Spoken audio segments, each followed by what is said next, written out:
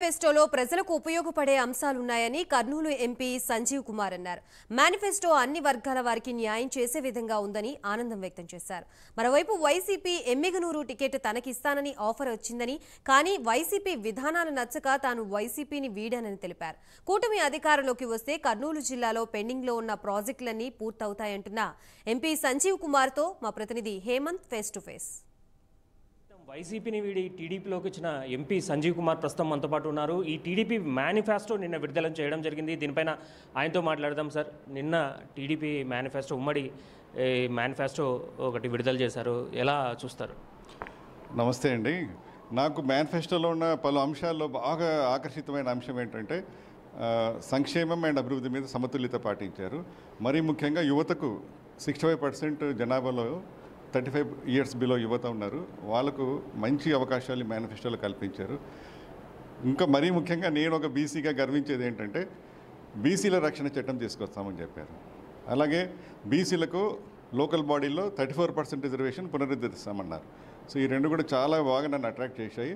ప్రతి కులవృత్తి వాళ్ళకు కూడా ఒక బెనిఫిట్ ఉంది మేనిఫెస్టోలో. ఉత్తుత్తి సామాజిక న్యాయం కాదు, రియల్ సామాజిక న్యాయం, పేదల మేనిఫెస్టో అని చెప్పి నేను భావిస్తున్నాను. తప్పకుండా మా కర్నూలులో మాకు ఒక 4 లేకపోతే 8 టీఎంసీల నీరు స్టోర్ చేసుకునే ఫెసిలిటీ ఇస్తారని చెప్పేసి నేను ఆశిస్తున్నాను. సార్, వైసీపీ కూడా మేనిఫెస్టో అయితే విడుదల చేసింది, మరి దానిపైన మీ రియాక్షన్ ఏంటి? అసలు ఒక మాటలో చెప్పాలంటే అది పెత్తందారి మేనిఫెస్టో, ఒక ఫ్యూడలిస్టిక్ యాటిట్యూడ్ కనిపిస్తూ ఉంది. వాళ్ళు ఏం చేస్తున్నారంటే వైసీపీలో ఎప్పుడు ప్రజలు యాచించే స్థాయిలో ఉండాలి, డెవలప్మెంట్ ఉండకూడదు, ఎప్పుడు వాళ్ళు దేహి అంటూ ఉండాలి. అంటే ఇంతకుముందు స్వర్గీయ ఇందిరాగాంధీ గారు చెప్పేవారు, ఎప్పుడు స్లోగన్ వారిది, గరీబీ హటావో గరీబీ హటావో అని ప్రతి ఎన్నికల్లో చెప్పేవారు. అంటే అది గరీబీ ఎప్పుడు పోదు, ప్రజలు ఎప్పుడు పేదలుగానే ఉండాలి, ఎప్పుడు యాచిస్తూనే ఉండాలని చెప్పేసి ఆ రోజు ఇందిరాగాంధీ అనుకుంది. ఇప్పుడు ఈ వైసీపీ మేనిఫెస్టో కూడా నాకు అట్లాగే అనిపిస్తూ ఉంది. ప్రజలు ఎప్పుడు పథకాల మీద ఆధారపడాలి, ఎప్పుడు యాచిస్తుండాలని చెప్పేసి. సో అది ఒక పెత్తందారి మేనిఫెస్టో అనుకుంటున్నాను. సార్, ఇప్పటికే వైసీపీని వీడారు, ఎంపీగా ఉంటూ మీరు ఒక పార్టీ నుంచి వచ్చేసారు. ఇప్పుడు మరి టీడీపీలో మీ భవిష్యత్తు ఎలా ఉండబోతోంది? అసలు ఏమన్నా చంద్రబాబు నాయుడు గారు మీకు ఏమైనా హామీ ఇచ్చారా ఏమన్నా ప్రత్యేకంగా? ఒక యాక్టివ్ కార్యకర్తగా ఉంటాను. నేను బేసికలీ ఒక సోషలైట్, అంటే పేద ప్రజల గురించి ఒక డాక్టర్గా చేసామని విద్యార్థి దశ నుంచి కూడా స్టూడెంట్ ఎస్ఎఫ్ఐ ఆర్గనైజేషన్స్ వాటిలో నేను యాక్టివ్ ఉండిన వాడిని. సో ప్రజల సమస్యల గురించి పోరాటం చేయడమే నాకు ఇష్టము. పదవులు తీసుకొని పోరాటం చేయాల్సిన అవసరం లేదు. అసలు యాక్చువల్గా పదవులు కూర్చుంటే పోరాటం చేయలేము. కాబట్టి నేను బయట ఉండడం నాకు చాలా సంతోషం అనిపిస్తూ ఉంది. నేను అన్కండిషన్లకు వచ్చాను, నేను ఎటువంటి హామీ తీసుకోలేదు అధిష్టానంతో, అన్కండిషన్లకు వచ్చాను. సరే, ఒకసారి ఎంపీగా చేశాను. నా ప్రీడెసెసర్స్ 12 మంది ఎంపీలు, కర్నూలు ఎంపీల కంటే కూడా నేను ఎక్కువ చేశాను. త్వరలో మీకు ప్యాంప్లెట్ కూడా రిలీజ్ చేస్తాను. ఒక ఎంపీగా అవి చేశాను. ఒక సాధారణ పౌరుడిగా లేకపోతే ఒక సమూహానికి ఒక నాయకుడిగా నేను తప్పకుండా ప్రజా సమస్యలు ఎప్పటికప్పుడు లేవనెత్తుతూ ప్రభుత్వం దృష్టి ఆకర్షిస్తూ సమస్యల పరిష్కారం కొరకు పోరాడాలని చెప్పేసి, నేను బయట ఉండాలని చెప్పి నిర్ణయం చేసుకొని వచ్చాను. అన్కండిషనల్గా వచ్చాను. మొత్తం మీద అయితే ఒకవేళ టీడీపీ గవర్నమెంట్ ఫామ్ చేస్తే కర్నూలుకు ఏం కావాలని కోరుకుంటారు మీరు? నేను ఫస్ట్ అడిగేది, మాకు నీరు కావాలి, నేషనల్ హైవే కావాలి, కర్నూలు టు బెల్లారి రోడ్ కావాలి, మాకు కనీసం 4 టీఎంసీలు స్టోర్ చేసుకునే రిజర్వాయర్స్ కావాలి.